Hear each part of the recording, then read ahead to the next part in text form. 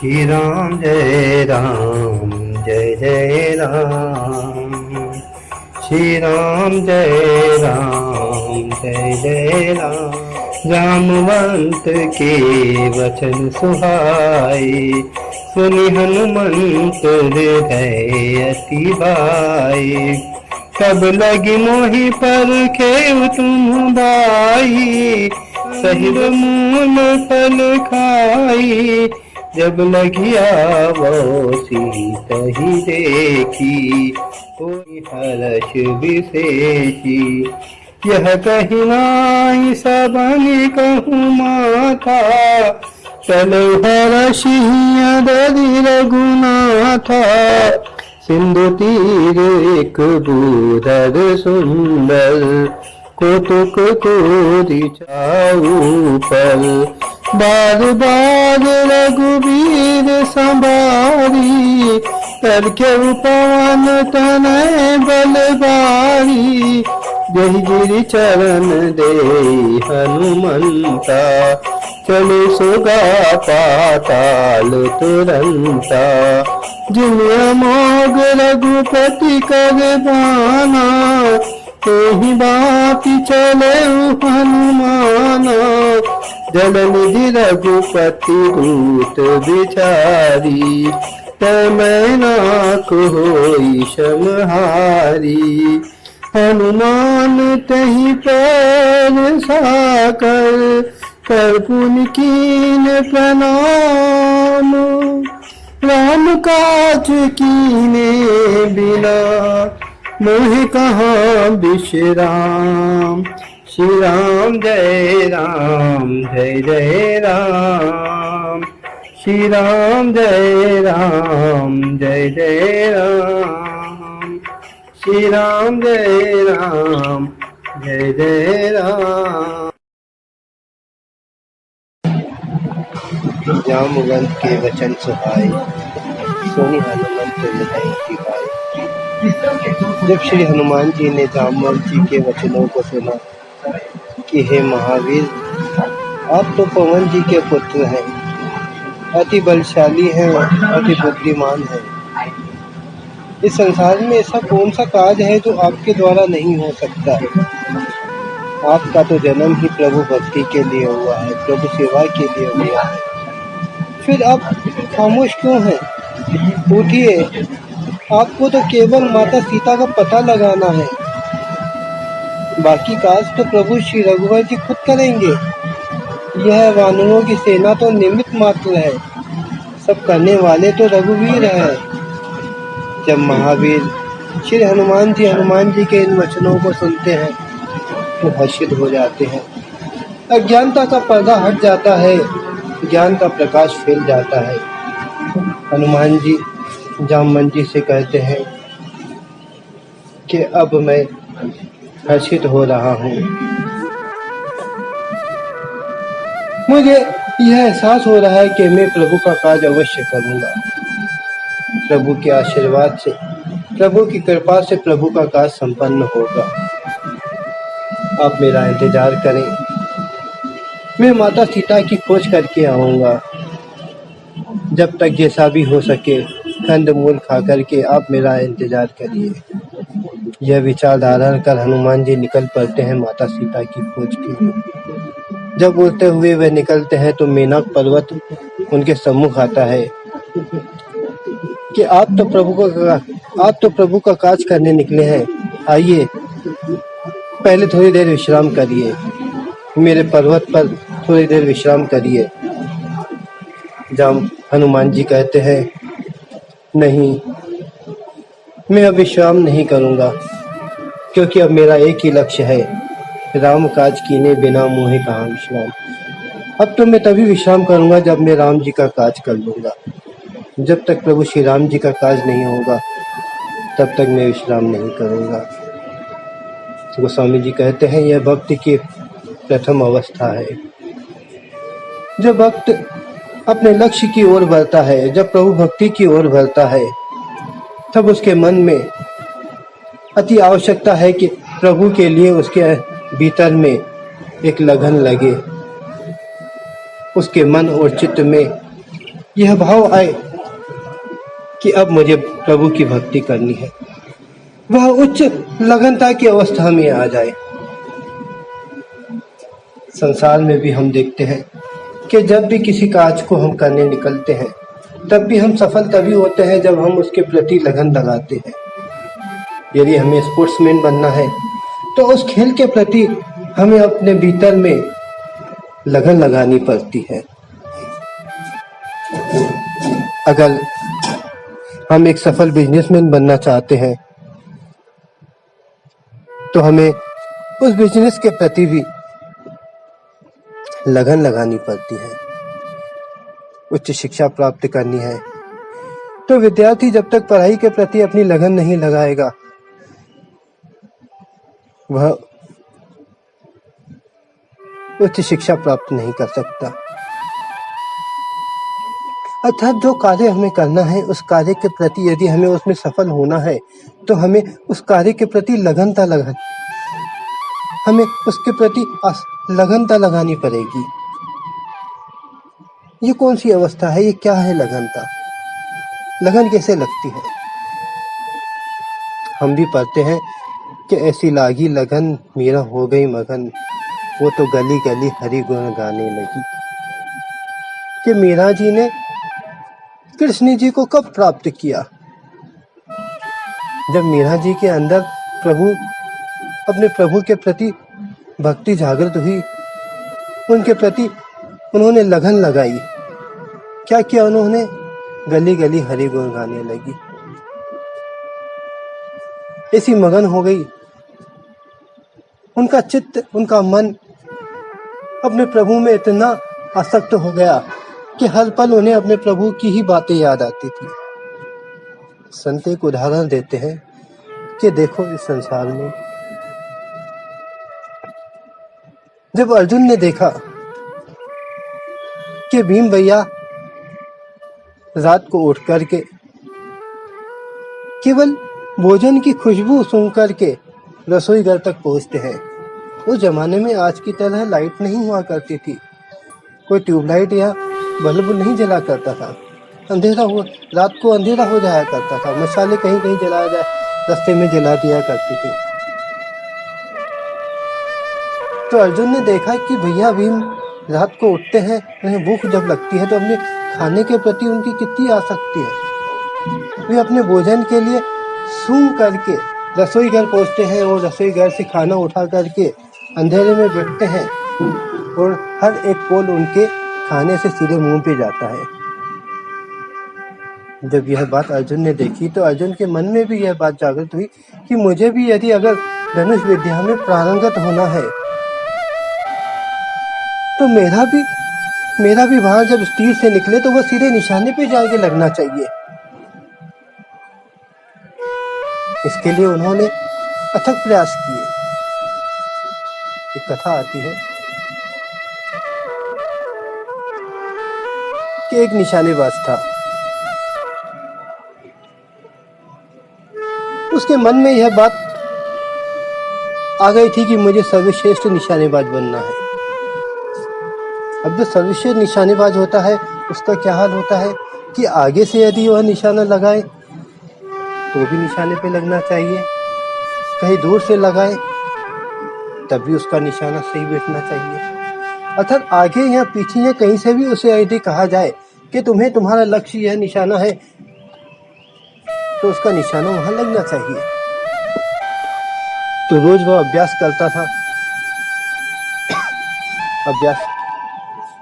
नित्य वह अभ्यास करता था। एक दिन की बात है, एक मैदान में वह अभ्यास कर रहा था। आगे से उसने शुरू किया, निशाना लगाया, निशाने पे लगा, फिर 2-4 कदम पीछे हुआ, फिर उसने अपना निशाना लगाया, सही बैठा। इस प्रकार हर बार वह निशाना लगाता और 2-4 कदम पीछे होता और फिर निशाना लगाता। आज उसका निशाना रोज की बात कहीं अधिक सही लग रहा था। वह कदम पीछे बढ़ाता गया और निशाना लगाता गया। उसका एक सेवक था जो बीच बीच में उनकी सेवा के लिए आता था। तो उसका सेवक आया, उसने देखा कि अरे ये क्या, मेरा मालिक आज निशाना लगाते लगाते बहुत दूर तक निकल गया है। और दूर तक जाते जाते उसने देखा कि अगर ये कुछ कदम और पीछे हुआ तो मेरा जो मालिक है, पीछे एक खड्डा है, एक खाई है, वो उस खाई में गिर जाएगा। उस सेवक ने अपने मालिक को बहुत सी आवाज लगाई कि मालिक रुक जाइए, पीछे खड्डा है, आप गिर जाएंगे, आपको चोट लगेगी। लेकिन वह निशानेबाज तो पूरी तन्मयता में था, उसे तो केवल वह निशाना दिखता था जहां उसे अपना निशाना लगाना है। वह उसी प्रकार लगा रहा, निशाना देखता, उसको निशाना लगाता और पीछे कदम उठता। अब उस सेवक ने देखा कि यदि यह 2-3 कदम अगर पीछे हुआ तो अवश्य मेरा मालिक गिर जाएगा। उसने अपनी पूरी ताकत लगाई, दौड़ लगाई, और जिस बोट पे वह निशाना लगा रहा था, जोर से जाकर के उस बोट को उसने गिरा दिया। जब उस बोट को गिराया तो उसका मालिक के पांव वहीं रुक गए।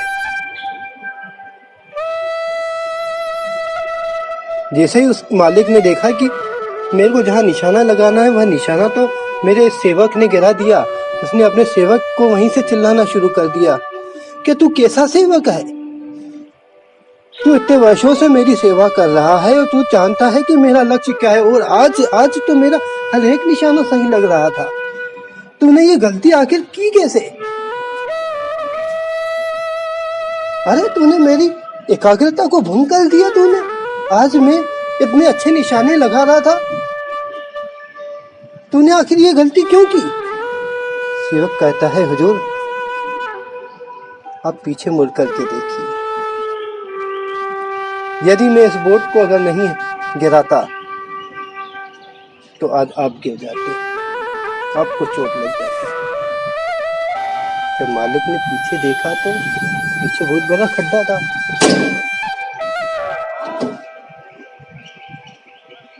तो कहने का अर्थ यह है कि यह होती है लगनता की अवस्था, कि हम जिसे लक्ष्य बनाते हैं हम उस लक्ष्य में खो जाते हैं, हमें उस लक्ष्य के अतिरिक्त और कुछ नहीं दिखता है। यह होती है लगनता की अवस्था।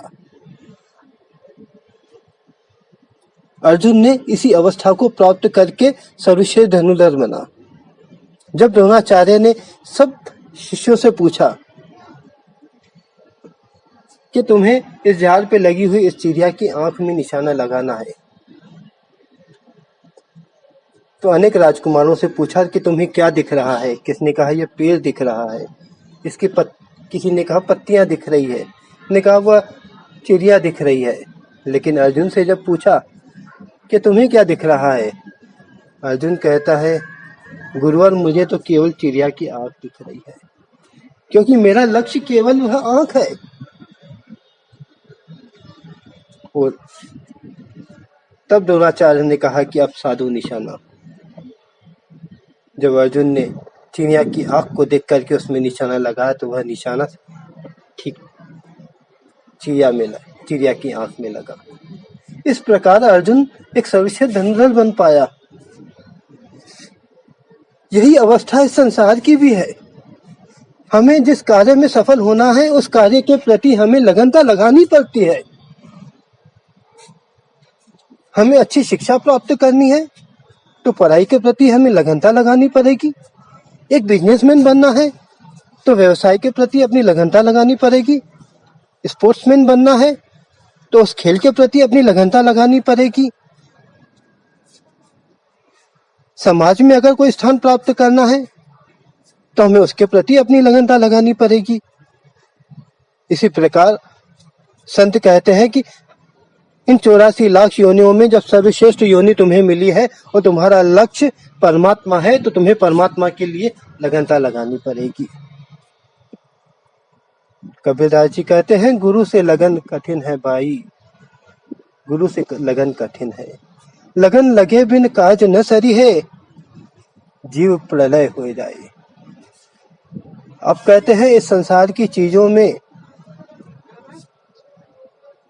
बहुत हद तक हम लगन लगा लेते हैं और सफल भी होते हैं,